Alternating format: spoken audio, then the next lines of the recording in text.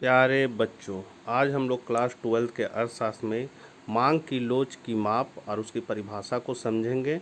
शुरू करने से पहले आपसे निवेदन है कि जो कोई मेरे चैनल पर नए हैं कृपया करके चैनल को सब्सक्राइब कर दें, बेल आइकन को दबा दें, जिससे मेरे प्रत्येक वीडियो की नोटिफिकेशन आपको मिलती रहेगी। मांग की लोच की परिभाषा दें। मांग की लोच को कैसे मापा जा सकता है? किसी वस्तु का जब मूल्य बढ़ता है तो उसका मांग घटता है, और मूल्य जब घटता है तो मांग बढ़ता है। इसे मांग का नियम कहते हैं। लेकिन मूल्य के घटने या बढ़ने से मांग मात्रा में कितना प्रतिशत परिवर्तन होता है, उस दर को हम लोग मांग की लोच द्वारा ज्ञात करते हैं। प्रोफेसर बोल्डिंग के अनुसार किसी वस्तु के मूल्य में प्रतिशत परिवर्तन के फलस्वरूप मांग मात्रा में जो प्रतिशत परिवर्तन होता है उसे मांग की लोच कहते हैं। मांग की लोच की माप। पहला है कुल व्यय प्रणाली। इस विधि को प्रोफेसर मार्शल ने दिया था। इस विधि द्वारा यह पता लगाया जाता है कि मांग की लोच इकाई से ज़्यादा है, इकाई के बराबर है अथवा इकाई से कम है। सूत्र से कुल व्यय बराबर मूल्य गुने मात्रा। यदि किसी वस्तु का मूल्य 3 है और उसकी 4 इकाइयों को बेचा जाता है तो कुल व्यय बराबर हो जाएगा 3 गुने 4 बराबर 12। चित्र से चित्र में वस्तु पर किया गया कुल व्यय कितना हो जाएगा? OP अर्थात मूल्य, OQ मात्रा, तो मूल्य गुने मात्रा, तो हमें कुल व्यय होगा OPRQ। नई कीमत के पश्चात जब मूल्य OP से घटकर OP1 हो जाती तो मात्रा OQ से बढ़कर OQ1 हो जाती है, तो कुल व्यय बराबर हो जाएगा OP1R1Q1। कीमत बदलने पर कुल व्यय बढ़ेगा या घटेगा, यह मांग की मूल्य लोच पर निर्भर करता है। कीमत घटने पर यदि कुल व्यय बढ़ता है तो मांग की लोच इकाई से अधिक, कीमत घटने पर कुल व्यय घटता है तो मांग की लोच इकाई से कम, कीमत घटने पर कुल व्यय स्थिर रहता है तो मांग की लोच इकाई के बराबर होती है। कीमत बढ़ने पर कुल व्यय घटता है तो मांग की लोच इकाई से अधिक, कीमत बढ़ने पर कुल व्यय बढ़ता है तो मांग की लोच इकाई से कम, कीमत बढ़ने पर कुल व्यय स्थिर रहता है तो मांग की लोच इकाई के बराबर होती है। प्रतिशत प्रणाली। प्रोफेसर फलक्स ने इस प्रणाली का सर्वप्रथम प्रयोग किया। उनके अनुसार मांग की लोच बराबर माइनस मांग में प्रतिशत परिवर्तन बटा मूल्य में प्रतिशत परिवर्तन बराबर माइनस, सांकेतिक भाषा में लिखेंगे तो डेल्टा क्यू बटा डेल्टा पी गुने पी बटा क्यू।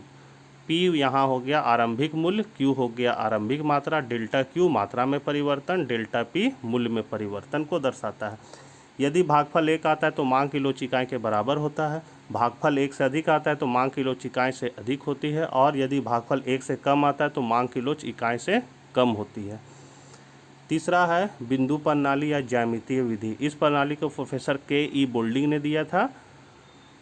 मांग की रेखा के में अगर हम विभिन्न बिंदु में मांग की लोच को ज्ञात करना चाहें तो हम लोग निम्न सूत्र को ध्यान में रखते हैं। मांग की लोच बराबर, यदि P बिंदु पर मांग की लोच ज्ञात करना है तो फॉर्मूला हो जाएगा P बिंदु से नीचे का भाग बट्टा P बिंदु से ऊपर का भाग। उसी तरह अगर A बिंदु पर मांग की लोच ज्ञात करना है तो A बिंदु से नीचे का भाग बट्टा A बिंदु से ऊपर का भाग। तो P बिंदु पर मांग की लोच हम लोग कैसे जानेंगे?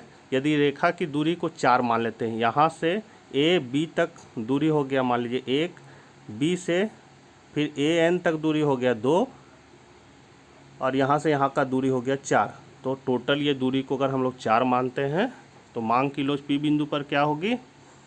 तो P बिंदु के नीचे का भाग तो क्या होगा? PN, P बिंदु से ऊपर का भाग PM, मतलब बराबर 2/2 बराबर कितना होगा? 1, अर्थात मांग की लोच इकाई के बराबर। A बिंदु पर A बिंदु से नीचे का भाग AN, A बिंदु से ऊपर का भाग AM। अब A बिंदु से नीचे AN तक का दूरी हो गया 3, क्योंकि P से N तक का दूरी 2, तो यहाँ से और आगे बढ़ते हैं तो A तक, तो एक और बढ़ जाएगा, मतलब 2 और 1 3, तो हम लिखेंगे 3/1 बराबर कितना हो जाएगा? 3, अर्थात मांग की लोच इकाई से अधिक। अब B बिंदु पर, तो B बिंदु पर हम लोग क्या देखते हैं? B बिंदु से नीचे का भाग कितना है? BN, और B बिंदु से ऊपर का भाग BM। तब हो जाएगा मेरा 1/6 बराबर 0.1666, अर्थात मांग की लोच इकाई से कम होगी। M बिंदु पर, तो M बिंदु से नीचे का भाग क्या होगा? MN, और M बिंदु से ऊपर का भाग चूँकि अक्ष को स्पर्श कर रहा है तो 0 बराबर पूरा दूरी है रेखा का 4 बराबर बटा 0 और मेरा हो जाएगा 0 से अगर हम कोई संख्या को भाग देते हैं तो भागफल मेरा अनंत आता, अर्थात M बिंदु पर मांग की लोच अनंत होगी। चाप प्रणाली। चाप प्रणाली को प्रोफेसर स्टिगलर ने अपनी पुस्तक द थ्योरी ऑफ प्राइस में बिंदु प्रणाली की गणितीय फलनों तक सीमित मानकर मांग की लोच की माप के लिए चाप प्रणाली का प्रयोग किया। इसमें नए और पुराने मूल्यों के औसत के आधार पर मांग की मूल्य लोच की माप की जाती है। यदि वस्तु का मूल्य P और मात्रा Q, तो मूल्य में परिवर्तन डेल्टा P और मात्रा में परिवर्तन डेल्टा Q।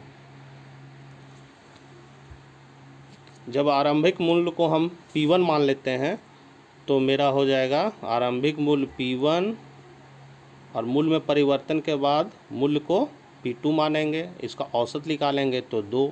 इसी तरह मात्रा का अगर हमको औसत निकालना है तो पहला मात्रा Q1 और जब मूल्य में परिवर्तन का मात्रा जब परिवर्तित होगा तो उसको हम Q2 मारेंगे, उसका औसत अगर निकालेंगे तो 2 से भागा दे देंगे। इस तरह हम लोग स्टिगलर के अनुसार मांग की लोच का फॉर्मूला है माइनस डेल्टा Q बटा Q1 प्लस Q2 बटा 2 भागा डेल्टा P बटा P1 प्लस P2 बराबर माइनस डेल्टा Q बटा डेल्टा P। अगर हम भागा को गुना में चेंज करेंगे तो ये इस तरह हो जाएगा P1 प्लस P2 बटा Q1 प्लस Q2। बच्चों, अगर इसे समझने में ज़रा भी आपको दिक्कत हुई हो तो मुझे कमेंट बॉक्स में ज़रूर लिखें, इस समस्या का समाधान किया जाएगा। धन्यवाद।